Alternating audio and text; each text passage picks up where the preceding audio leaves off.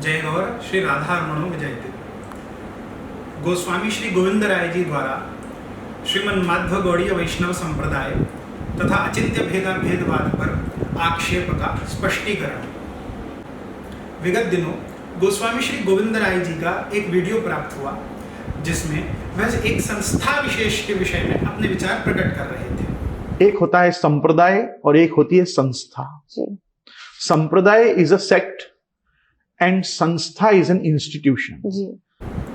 किसी संस्था के विषय में किसी के विचार स्वतंत्र हो सकते हैं, इसमें आपका निज मत हो सकता है, हमारा निज मत हो सकता है और किसी का अपना अलग। यह सब व्यक्ति के स्वतंत्र अनुभव का विषय है, अतः ये किसी चर्चा का मुख्य विषय या कारण भी नहीं है। परंतु आपने जो मनमाध्व गौड़ीय संप्रदाय के प्रति कुछ प्रश्न किए, यथा श्री चैतन्य महाप्रभु जी और उनका शिक्षाष्टकम, जिसमें अचिंत्य भेदवाद की कोई फिलोसॉफिकल फाइंडिंग्स नहीं मिलती। चैतन्य महाप्रभु जी के संप्रदाय का अस्तित्व है भी या नहीं। अचिंत्य भेद का द्वैतवाद से क्या मतलब है। मनमाध्व गौड़ीय संप्रदाय क्यों कहा जाता है। भास्कराचार्य जी का निरुपाधिक द्वैतवाद और निम्बारकाचार्य जी का स्वाभाविक द्वैतवाद, क्या इनकी खिचड़ी ही अचिंत्य भेद दर्शन है। और हरे कृष्ण महामंत्र को उल्टा करने का क्रम, यथा राम कृष्ण में छोटे बड़े की बुद्धि रखना। इन प्रश्नों का एक संक्षिप्त स्पष्टीकरण भगवान श्री कृष्ण चैतन्य देवकृत पट्टाभिषिक्त श्रीमन माध्व गौड़ेश्वर वैष्णवाचार्य पीठाधिपति श्रीपाद गोपाल भट्ट गोस्वामी जी की अविच्छिन्न आचार्य परंपरा का एक अत्यंत लघु सेवक होने के नाते गुरु गौरांग कृपा आश्रित होकर यह दास कुछ विचार स्पष्ट करना चाहता है। अगर आप मध्व संप्रदाय को, ब्रह्म संप्रदाय को बिलोंग करते हैं तो आप द्वैत सिद्धांत के हैं। फिर जब उनसे पूछो कि इस्कॉन आपका सिद्धांत क्या है, तो वो चैतन्य महाप्रभु को अचिंत्य भेदवादी बताते हैं। तो अचिंत्य भेदवादी अगर उनका संप्रदाय है तो मेरी बात ध्यान से सुनिएगा कि तो फिर आप मध्व संप्रदाय के कैसे हुए। वो मध्व गौड़ीय ट्रेडिशन में अपने आप को मानते हैं। या तो आप द्वैत सिद्धांत में होंगे या आप अचिंत्य भेद में होंगे। आपका पहला प्रश्न कि मध्व गौड़ीय संप्रदाय कैसे, क्योंकि मध्व तो द्वैतवाद का सिद्धांत है, द्वैता फिलोसफी है, और हम कहते हैं कि गौड़ीय संप्रदाय अचिंत्य भेदवाद दर्शन है, तो मध्व का क्या रिलेशन है। तो जिस प्रकार पुष्टि मार्ग अपनी स्वतंत्र उपासना, सिद्धांत और आचार्यों की स्वतंत्र परंपरा होते हुए भी विष्णु स्वामी संप्रदाय से नाद अर्थात मंत्र की परंपरा के द्वारा जुड़ा हुआ है। जब बिल्व मंगलाचार्य जी ने श्री वल्लभाचार्य महाप्रभु जी का तिलक करके उनको संप्रदाय की धुरा सौंपी थी, तो जिस न्याय से नाद परंपरा से जुड़ा हुआ है, तदानुरूप ही गौड़ीय संप्रदाय श्रीमन मध्वाचार्य जी की परंपरा से अष्टादशाक्षरीय गोपाल मंत्र राज के द्वारा ही जुड़ा हुआ है। हमारे संप्रदाय में जो अष्टादशाक्षरीय गोपाल मंत्र की उपासना है, जो ब्रह्मा जी से प्रारंभ होकर श्री मध्वाचार्य जी की परंपरा में आगे व्यासराज तीर्थ जी और उनकी परंपरा से आगे चलते हुए लक्ष्मीपति तीर्थ जी से श्री ईश्वरपुरी जी, श्री माधवेंद्रपुरी जी, ईश्वरपुरी जी की तक आते हुए क्रमशः चैतन्य महाप्रभु जी तक आती है। अतः हम मध्वानुगत्य को स्वीकार करते हैं। इस विषय को हमारी परंपरा के आचार्य और श्रीमन महाप्रभु जी के अनन्यतम पार्षद श्री कवि कर्णपुर जी ने अपने ग्रंथ गौर गणोपदेश दीपिका में स्पष्ट वर्णन किया है। साथ ही हमारे संप्रदाय के भाष्यकार श्री बलदेव विद्याभूषण जी भी इस मध्वानुगत्य गुरु परंपरा को प्रमेय रत्नावली नामक ग्रंथ में उद्धृत करते हैं। ये हमारे सांप्रदायिक प्रमाण है। आपका दूसरा प्रश्न, श्री चैतन्य महाप्रभु जी का दशनामी संप्रदाय में संन्यास ग्रहण करना, इससे यह सिद्ध होता है कि वह अद्वैती हो गए। यह बिल्कुल ही आधारहीन बात है। ठीक उसी प्रकार जिस प्रकार श्री वल्लभाचार्य जी के पौत्र और श्री गोसाई विट्ठलनाथ जी के पुत्र श्री यदुनाथ जी अपने ग्रंथ वल्लभ दिग्विजय में वर्णन करते हैं कैसे श्रीमद आचार्य चरण वल्लभाचार्य जी ने मध्व संप्रदायानुयायी श्री माधवेंद्र यति जी से दंड संन्यास स्वीकार किया। ऐसा करने पर आचार्य चरण द्वैतवादी नहीं हो गए। उसी न्याय से श्रीमद चैतन्य महाप्रभु जी केशव भारती जी से कटवा में जब संन्यास दीक्षा ग्रहण करते हैं, तब केशव भारती जी को अपने संन्यास आश्रम के गुरु के रूप में स्वीकार करते हैं, ना कि अपने सिद्धांत आचार्य के रूप में। सिद्धांत आचार्य के रूप में अनेक स्थानों पर श्री चैतन्य भागवत और चैतन्य चरितामृत दोनों ही ग्रंथों में अनेक स्थान पर श्री चैतन्य महाप्रभु जी श्री ईश्वरपुरी जी को ही अपने सिद्धांत आचार्य के रूप में स्वीकार करते हैं। चैतन्य महाप्रभु को श्रीधरी टीका मान्य थी भागवतम में। तो अगर श्रीमद् भागवतम में उनको श्रीधरी मान्य है तो श्रीधरी परंपरा जो है वो तो मायावादियों की है। फिर वो बताते हैं कि हम तो मायावाद का खंडन कर रहे हैं, हम मायावाद को प्रमोट नहीं करते हैं। तो अगर आप मायावाद को सपोर्ट नहीं करते हैं तो चैतन्य महाप्रभु श्रीधरी टीका को कैसे मान्य कर रहे हैं? वो तो शांकर संप्रदाय को बिलोंग करती है वो टीका। आपका तीसरा प्रश्न, श्रीमद् महाप्रभु जी को श्रीधरी टीका सर्वमान्य है और श्रीधराचार्य जी तो केवल अद्वैतवादी हैं और ये मायावाद है, और हम कहते हैं कि हम मायावाद का खंडन करते हैं। तो श्रीधरी टीका जो कि एक मायावादी टीका हुई, हम उसको कैसे एक्सेप्ट कर रहे हैं? इस बात का सबसे बड़ा खंडन स्वयं श्रीधराचार्य जी के ही मुख से सुनते हैं। श्रीधर स्वामी जी अपनी टीका में स्पष्ट वर्णन कर रहे हैं, संप्रदायानुरोधेन पौर्वापर्यानुसारतः श्री भागवत भावार्थ दीपिकेय प्रतन्यते, अर्थात कहीं कहीं संप्रदाय के अनुरोध से सिद्धांत की प्रस्तुति अवश्य हुई है, किंतु मुख्यतः श्री सुखदेव जी के भाव का ही वह वर्णन कर रहे हैं। अर्थात वे अपने संप्रदायानुरोध से ज्ञानपरक टीका को अवश्य कह रहे हैं, परंतु श्री सुखदेव जी के मूल भाव जो भक्ति का प्रयोजन है उसका स्पष्ट वर्णन इस टीका में है। इसको सभी अन्य संप्रदाय के आचार्य भी स्वीकार करते हैं, अतः उन्हें मायावादी नहीं कहा जा सकता। इसी के साथ भावार्थ दीपिका का जब अध्ययन किया जाएगा तब आप पाएंगे कि स्पष्ट रूप से संबंध तत्व के रूप में श्री कृष्ण, अभिधेय तत्व के रूप में भक्ति और प्रेम को प्रयोजन के रूप में स्वीकार किया गया है। अतः हमारे यहाँ श्रीधरी टीका तभी तक मान्य है जब तक वह श्री चैतन्य महाप्रभु जी के सिद्धांत के साथ सामंजस्य में है।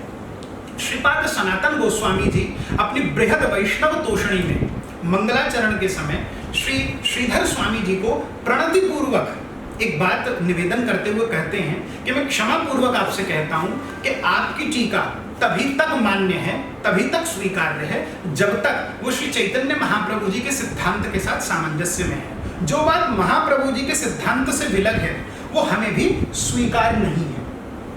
अतः यहाँ जो बात नोट करने की है वो ये है कि श्रीधर स्वामी जी हमारे संप्रदाय के प्रेरणा स्रोत अर्थात इंस्पिरेशन है, लेकिन प्रमाण या अथॉरिटी का नाम। चैतन्य महाप्रभु ने तो कभी शिक्षाष्टक के अलावा वो भी एक स्तुति रत्न है, वो एक स्तोत्र है जिसमें वो भगवान कृष्ण का स्तवन कर रहे हैं। इससे उनकी कोई फिलोसॉफिकल फाइंडिंग्स हमारे सामने नहीं आ पा रही हैं कि वो किस संप्रदाय को बिलोंग करते हैं। तो बलदेव विद्याभूषण ने कुछ कमेंट्रीज ब्रह्म सूत्रों पे की है, अन्य भी ग्रंथों पे टीका की है और अपना खुद का एक अचिंत्य भेदवादी परंपरा उन्होंने प्रकट की है। तो ये जो टेक्निकल, ये जो स्कूल ऑफ थॉट है जिसको वो अचिंत्य भेदवाद कहते हैं, ये बलदेव विद्याभूषण से शुरू होगी, ये चैतन्य महाप्रभु से शुरू नहीं होगी। भास्कराचार्य जो भेदाभेदवादी हैं या निरुपाधिक द्वैताद्वैतवादी निम्बार्काचार्य हैं, उनके क्लोज जा रही है और वो अपने आप को लीनिएज में द्वैत संप्रदाय के बता रहे हैं। तो इससे कहीं ना कहीं किस प्रकार की खिचड़ी उन्होंने संप्रदाय में पकाई है। आपका चौथा प्रश्न, शिक्षाष्टकम श्री चैतन्य महाप्रभु जी का शिक्षाष्टकम एक स्तुति रत्न है, अतः इसमें अचिंत्य भेदवाद की कोई भी फिलोसॉफिकल फाइंडिंग्स नहीं मिलती है। और आपने कहा कि अचिंत्य भेदवाद बलदेव विद्याभूषण जी की कृति है, अर्थात अचिंत्य भेदवाद बलदेव विद्याभूषण जी से प्रारंभ होना चाहिए। ये चैतन्य महाप्रभु की परंपरा में कैसे आ गया? ये महाप्रभु जी से प्रारंभ नहीं होगा। इसका सबसे अच्छा पहला खंडन, पहली बात तो विद्याभूषण जी से पहले श्रीपाद जीव गोस्वामी जी सर्वसंवादिनी टीका के अंदर स्पष्ट रूप से अचिंत्य भेदवाद का वर्णन करते हैं। उनके पूर्व षडसंदर में हमारे आचार्य श्रीपाद गोपाल भट्ट गोस्वामी जी स्पष्ट रूप से अचिंत्य भेद सिद्धांत का वर्णन श्रीमन महाप्रभु की कृपा से करते हैं। श्रीपाद गोपाल भट्ट गोस्वामी जी की जो पर्सनल डायरीज जिसमें उन्होंने श्री चैतन्य महाप्रभु से हुए सत्संग से प्राप्त श्रीमद् भागवत जी के निष्कर्ष को लिखा, क्योंकि हमारी परंपरा की यह उक्ति तो बड़ी प्रसिद्ध है ही, आराध्यो भगवान ब्रजेश तनयः तद्धाम वृंदावनम रम्या काजित उपासना व्रजवधू वर्गेण या कल्पिता श्रीमद् भागवतम प्रमाणममलम प्रेमापुमर्थो महान श्री चैतन्य महाप्रभोर्मतमिदम तत्राग्रहो नापरः। श्रीमद् भागवत जी ही परम प्रमाण है, अर्थात हमारे यहाँ ब्रह्म सूत्र के भाष्य के रूप में श्री महाप्रभु जी के मतानुसार भागवत जी ही स्वीकार्य हैं। और यह बात केवल चैतन्य महाप्रभु का निज मत ही नहीं, भागवतकार स्वयं 12 स्कंद में इस बात को स्पष्ट कर रहे हैं। सर्व वेदांत सारम ही श्रीमद् भागवतम इष्यते, सर्व वेदांत का सार श्रीमद् भागवत जी ही हैं। साथ ही गरुड़ पुराण के अंतर्गत अर्थोयम ब्रह्म सूत्राणाम भारतार्थ विनिर्णयः गायत्री भाष्य रूपौसौ वेदार्थ परिब्रह्मतः। ब्रह्म सूत्र के अर्थ के साथ साथ श्रीमद् भागवत जी महाभारत के निर्णय करने का ग्रंथ और श्री गायत्री का भाष्य भी है। यह बात गरुड़ पुराण स्वीकार कर रहा है। और जहां तक यह जिज्ञासा है कि अचिंत्य शक्ति कहां से आ गई, यह कोई सेल्फ क्रिएटेड फिलॉसफी है, अचिंत्य का सिद्धांत श्री बलदेव विद्याभूषण जी की कोई पर्सनल कृति है, इसका खंडन पांचरात्र आगम की अहिर्बुंद संहिता के अंदर स्पष्ट वर्णन है। शक्तयः सर्वभावानाम अचिंत्य अपृथक स्थिता स्वरूपे नैव दृश्यन्ते दृश्यन्ते कार्यतस्तुताः सूक्ष्मावस्था हिसा तेषां सर्वभावानुगामिनी। और विष्णु पुराण के अंतर्गत भी शक्तयः सर्वभावानाम अचिंत्य ज्ञान गोचराः। श्री विष्णु पुराण की ये जो उक्ति है, श्री श्रीधर स्वामी जी के विष्णु पुराण की टीका में उन्होंने इसको स्पष्ट कोट करा है और श्रीपाद जीव गोस्वामी जी के द्वारा भागवत संदर्भ में भी यह बात निरूपित है। तो अचिंत्य शक्ति के भी आपको पांचरात्र आगम गरुड़ पुराण आदि अनेक स्थान से प्रमाण हमने दिए। अतः श्री भगवान की एक बड़ी सीधी सी बात समझने की है, श्री भगवान का जो कार्योन्मुखत्व है, जब भगवान किसी क्रिया को करने के लिए क्रियमाण होते हैं, भगवान का कार्योन्मुखत्व ही उनकी शक्ति है।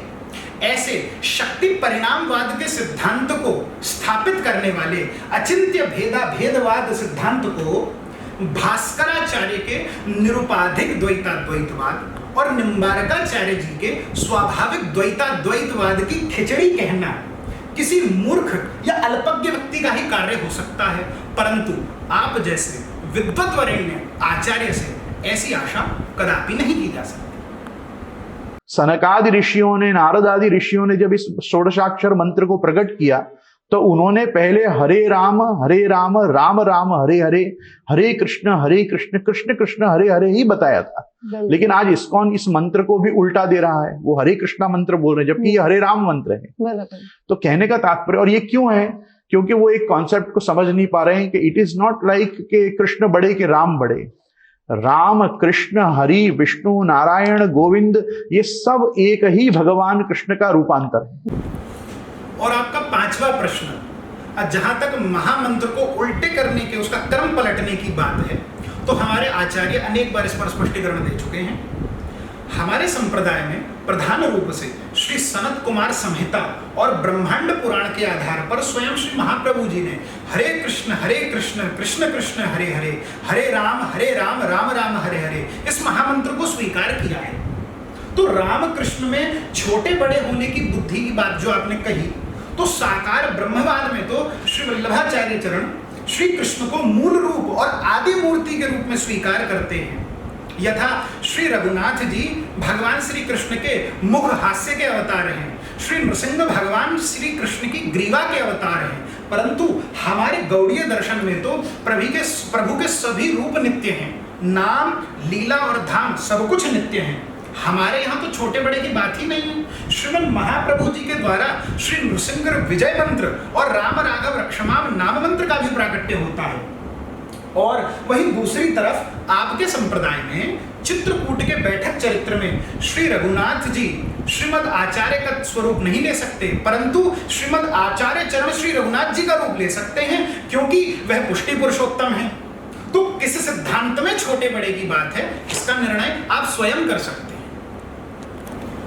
अतः सविनय हमारी आपसे यही अपेक्षा है, वर्तमान समय में सनातन धर्म में जैसे सामंजस्य की आवश्यकता है, इस प्रकार के मतांतरों को प्रकट करना व्यर्थ में आपसी मतभेद को जन्म देने वाला है और विघटन को पैदा करता है, जो कि न तो राष्ट्र के हित में है, न संप्रदाय के हित में है और न ही आचार्यों के हित में है। इस प्रकार के बहुत से खंडन मंडन अनेकों किए जा सकते हैं परंतु हमारे पूर्वाचार्यों ने जिस समरसता और जिस सौहार्द्रता का प्रमाण दिया था, उदाहरण दिया था, वही आज के काल में अनुकरणीय और अनुसरणीय है। यथा श्री गोसाई जी द्वारा श्री रघुनाथ दास गोस्वामी जी की वृद्धावस्था में उनकी औषधि और भोजन की व्यवस्था सिद्ध करना, वहीं श्री रघुनाथ दास गोस्वामी जी द्वारा अपने गोपाल देवाष्टक में श्री गोसाई विट्ठलनाथ जी को विट्ठल और सख्य आदि संबोधित करके उनकी महिमा का मंडन करना। जहां एक तरफ रूप गोस्वामी जी चातुर्मास्य में गोकुल में श्री गोसाई जी के स्थान पर वास करके अपने उत्कल वल्लरी नामक ग्रंथ को पूर्ण करते हैं, तो वहीं दूसरी तरफ चातुर्मास्य के पश्चात सतगरा में जब श्री गिरधर जी ने श्री नाथ जी का पाटोत्सव संपन्न किया है, तब षड गोस्वामी गणों का आगमन उस पाटोत्सव में हुआ है। यह बात दोनों ही संप्रदाय के इतिहास में प्राप्त होती है। जहां एक तरफ सनातन गोस्वामी जी के शिष्य सूरदास मदन मोहन जी, जिनकी सूरदास छाप के पद आज भी पुष्टि मार्ग में प्रभु के सन्मुख गाए जाते हैं, वहीं दूसरी तरफ आपके संप्रदाय में नवलक्ष ग्रंथकर्ता गोस्वामी श्री पुरुषोत्तम जी, लालू भट्ट जी आदि अपने ग्रंथों में अनेक स्थान पर रूप गोस्वामी जी को कोट करते हैं। एक श्रेष्ठ आचार्य के यह गुण है कि वह सतत संपूर्ण धर्म की रक्षा करे। हमारे यहाँ के आचार्य अनेक विषयों पर मतांतर होते हुए भी सतत पुष्टि मार्ग का सम्मान करते आए हैं। अतः आपसे भी हमारी यही अपेक्षा है, क्योंकि आप स्वयं एक श्रेष्ठ आचार्य और विद्वज्जन हैं। इसी के साथ मैं अपने इस वक्तव्य को अपने आचार्य के चरणों में वाक् पुष्प के रूप में समर्पित करता हूँ। अहो भाग्यम गौर मार्गानुवर्तिनाम यद्देवो राधा रमणः यद्गुरुर् गुण मंजरी। श्री राधा रमण लाल की जय। श्रीपाद गोपाल भट्ट गोस्वामी जी महाराज की जय।